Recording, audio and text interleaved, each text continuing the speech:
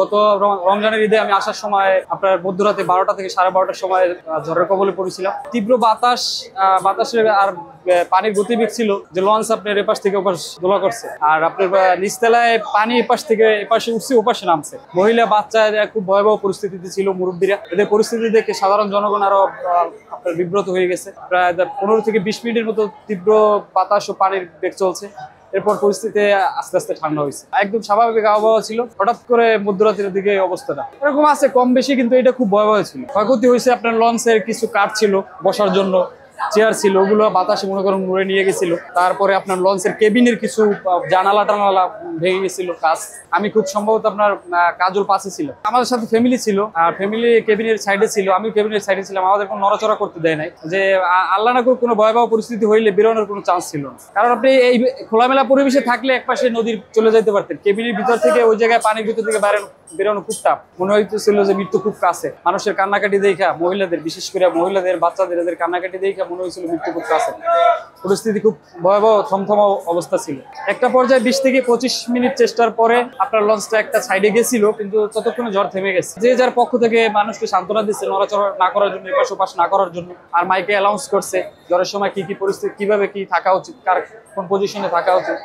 এই আর আসার সময় আপনার স্বাভাবিক যে আমাদের ভাড়া, এর থেকে দ্বিগুণ ভাড়া দেওয়া হয়েছে, আর তারপর স্বাভাবিক যে সময়টা, ওর থেকে দ্বিগুণের বেশি সময় লাগছে আপনি মনে করেন। আর আপনার গুলিস্তান থেকে সদরঘাট পর্যন্ত ম্যাক্সিমাম মানুষই হেঁটে আসা যাওয়া করতেছে, গাড়ি এক পাও নড়তেছে না। বাসে আপনার মনে করেন ভাড়া লঞ্চের তুলনায় বেশি। হায়দ্রাবাদ যে কোনো এরিয়া থেকে যাতায়াত অসুবিধা, বাসের ভাড়া বেশি হয়, আর ম্যাক্সিমাম আপনার টিকিট গুলো কম পাওয়া যাইতেছে। জেলা পর্যায়ে বা উপজেলা পর্যায়ে টিকিট গুলো কম পাওয়া যাইতেছে, বিভাগীয় পর্যায়ের টিকিট গুলো অ্যাভেলেবেল। তাও আপনার মনে করেন এসি বা ভালো বাস এরকম কিছু না, নর্মাল বাস, লোকাল বাসগুলো এরকম টিকিট পাওয়া যাইতেছে। আর আপনার মনে করেন যত ভালো বাস বা এসি এগুলো মনে করেন টিকিট অনেক আগে বুকিং হয়ে গেছে। এই তুলনায় লঞ্চে পরিবহন নিয়ে যাত্রা করতে বাসের তুলনায় অনেক স্বাচ্ছন্দ্য, স্বাভাবিক, নর্মাল। যদি প্রাকৃতিক কোনো অসুবিধা না হয়, দুর্যোগের উপর তো কারো হাত নেই, এরকম কোনো অসুবিধা না হলে স্বাভাবিক, লঞ্চে স্বাভাবিক যাত্রা।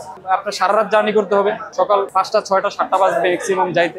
তো লঞ্চে অনেকে ঘুমাবে বা শুয়ে যাবে, যাতায়াতটা অনেক আরামদায়ক। এরকম হয়েছে আপনার যাইতে পারবো না, টিকিট পাবো না, পরবর্তীতে আপনার কষ্ট করে যাইতে হয়েছে, ড্রাইভারের পাশে সিট পাইছি, অথবা সিট পাই নাই, সুপারভাইজারের সিটে বসে গেছি, বা একদম পিছনে লোকের সাথে, এরকম হয়েছে।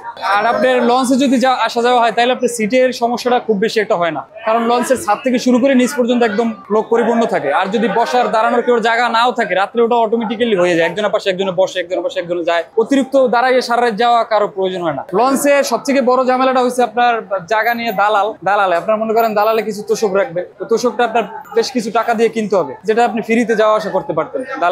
দালালের যন্ত্রণাটা তীব্র যন্ত্রণা, কুলি দালাল এগুলো তো সমস্যা থাকি সবসময়। যারা আপনার বোঝা বিরা নিয়ে, বড় ব্যাগ নিয়ে যাতায়াত করে, এদের জন্য কুলি এবং দালালের সমস্যা খুব বেশি। এবং আপনার লঞ্চের সবথেকে বড় সমস্যাটা হয়েছে যে আপনি স্বাভাবিকভাবে সিটে যাবেন ডেকে, সেখানেও আপনার দালালের সিট ভাড়া দিয়ে যাইতে হয়।